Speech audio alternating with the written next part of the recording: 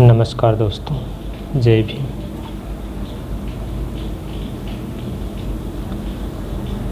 साथियों, बात दलितों के उत्थान की करते हैं।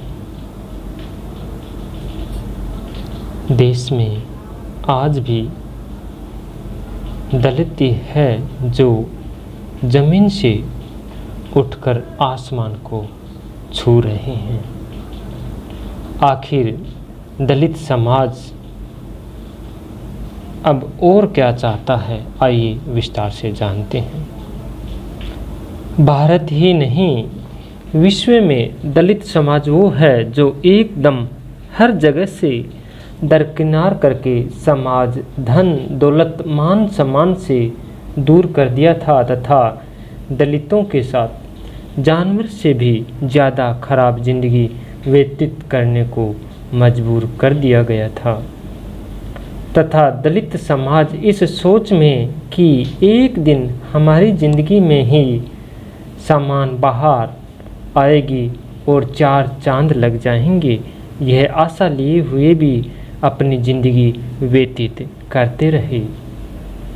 दलित समाज को ऐसी जानवर वाली ज़िंदगी जीने को मजबूर करने के पीछे कारण चाहे ओछी मानसिकता का रहा हो या वर्ण के आधार पर या फिर अन्य कारण हो, लेकिन जब आज़ाद भारत के वतन की नींव रखी गई थी तब बाबा साहब के नेतृत्व में दलितों के मान सम्मान के बारे में विचार शुरू हुआ था और बाबा साहब ने अपने सब ऐशो आराम छोड़कर दलित समाज के लिए संविधान सभा में विशेष अधिकार दिलाकर यह साबित कर दिया था कि दलित ही संविधान लिख भी सकते हैं और उनको सम्मानजनक संतोषजनक जिंदगी जीने का जो और समाज और धर्म को अधिकार है, वैसा मनुष्यों की भांति दलितों को भी वही अधिकार है। उनके साथ भेदभाव, अन्याय, बलात्कार, हत्या ऐसा नहीं होना चाहिए। भारत ही नहीं बल्कि विश्व में इन 75 सालों में आगे बढ़ने का काम जो किया वो दलित समाज ने किया, जिसका श्रेय सिर्फ बाबा साहब को जाता है। क्योंकि बाबा साहब यदि संविधान के अंदर यह समानता का मार्ग बताकर लिखकर नहीं जाते तो शायद ये आज भी दलित दर की ठोकर खाते।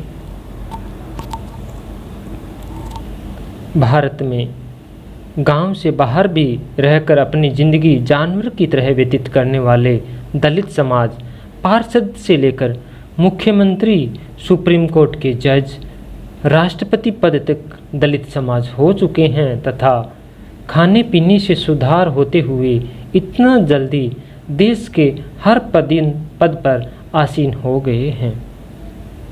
अब गौर करने वाली बात है कि इतना आगे यदि दलित बढ़ गया है तो अब दलित समाज क्यों दलित कर रहा है?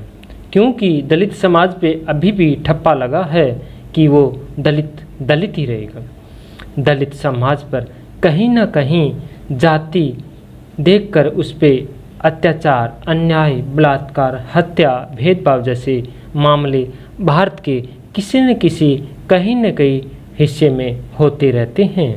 कहीं न कहीं दलित समाज का प्रतिनिधित्व करने वालों की उसमें कमी है, क्योंकि वो विधानसभा, राज्यसभा और लोकसभा में अपनी आवाज़ को बुलंद नहीं करते हैं, जिसकी खामियाजा दलित समाज अपनी जान देकर चुकाते हैं।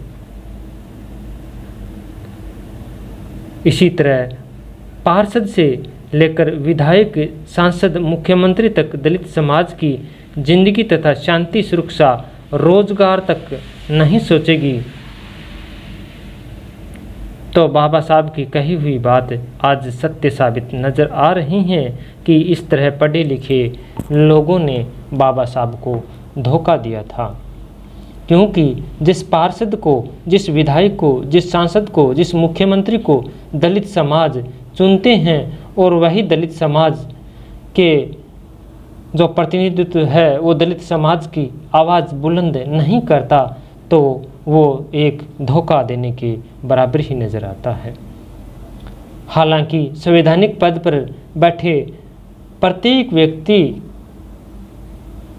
संविधान के दायरे में रहकर सब जाति और धर्म, वर्ण और रंग में भेदभाव नहीं करता, लेकिन दलितों के साथ यदि अन्याय, अत्याचार, बलात्कार होता, भेदभाव होता है तो दलित समाज के प्रतिनिधियों को कम से कम अपनी आवाज़ को बुलंद करनी चाहिए। और यदि वो ऐसा नहीं करते तो दलित समाज पूरा भुगत रहा है।